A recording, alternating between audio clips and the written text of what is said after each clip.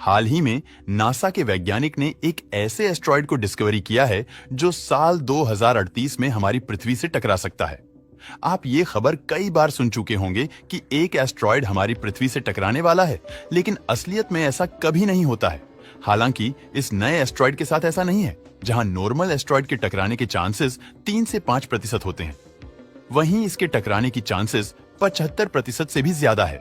इसका मतलब यह है कि यह डेफिनेटली हमारी पृथ्वी से टकरा सकता है। डरावनी बात तो यह है कि इसका साइज 1 किलोमीटर तक हो सकता है।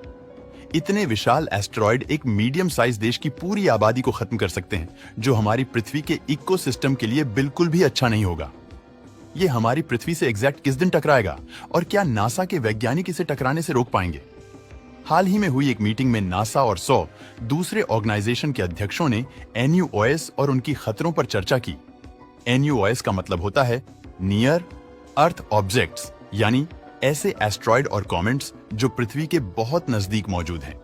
इनमें उन ऑब्जेक्ट्स को भी शामिल किया जाता है जो समय समय पर पृथ्वी के नजदीक आते रहते हैं। NUOS पिछले 10-15 सालों से काफी चर्चा में रहे हैं।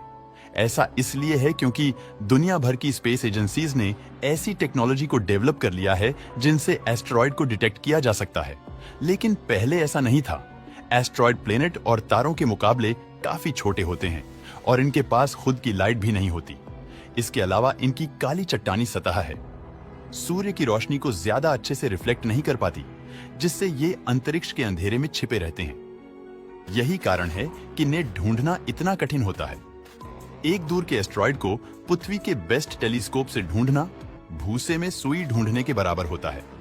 समय समय पर नासा दूसरी संस्थाओं के साथ मिलकर ऐसी मीटिंग्स करता रहता है जिसमें आने वाले खतरों के बारे में चर्चा की जाती है।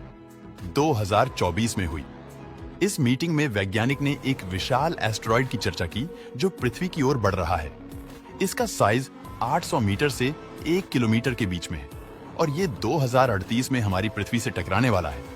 नासा की वैज्ञानिक ये चेक करना चाहते थे, क्या उनके पास कोई ऐसी टेक्नोलॉजी है जिससे ऐसे खतरे को टाला जा सके? अगर आप स्पेस साइंस में रुचि रखते हैं तो आपको डार्ट मिशन के बारे में तो पता ही होगा।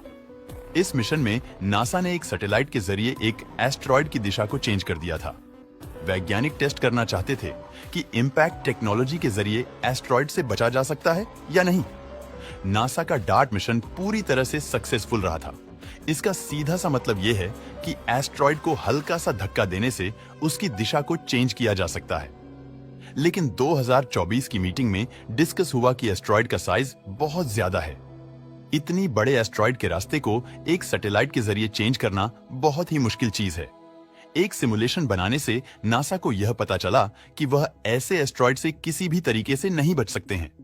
कुछ वैज्ञानिक ने लेजर अटैक टेक्निक को भी यूज करने प्रस्ताव रखा, लेकिन उसके जरिए भी एस्टेरॉयड के खतरे को नहीं टाला जा सकता। जब वैज्ञानिक ने इस खबर को इंटरनेट पर पब्लिश किया तो चारों तरफ इस एस्टेरॉयड से जुड़ी न्यूज वायरल होने लगी। हैरानी वाली बात तो यह है कि कई फेमस मीडिया पेजेस ने भी इस खबर को अपनी अकाउंट्स पर शेयर किया। असल बात तो यह है कि ऐसा कोई भी एस्टेरॉयड हमारी पृथ्वी की तरफ नहीं आ रहा है। नासा ऐसे हाइपोथेटिकल सिमुलेशन पर अक्सर चर्चा करता रहता है ताकि वो केस सिनेरियो के लिए रेडी रहा जा सके। आप उनके ऑफिशियल वेबसाइट पर खुद ही चेक कर सकते हैं कि उन्होंने इससे पूरे सिनेरियो को हाइपोथेटिकल बताया है, यानी इसके होने के चांसेस ऑलमोस्ट इम्पॉसिबल है। नासा अपनी प्लेनेटरी डिफेंस सिस्टम को अक्सर चैलेंज करता रहता है ताकि आने वाले समय में पृथ्वी को हर खतरे से बचाया जा सके। वह जितनी भी सिमुलेशन क्रिएट करते हैं वह सभी इमेजिनरी होती है, उनका रियलिटी से कोई वास्ता नहीं होता।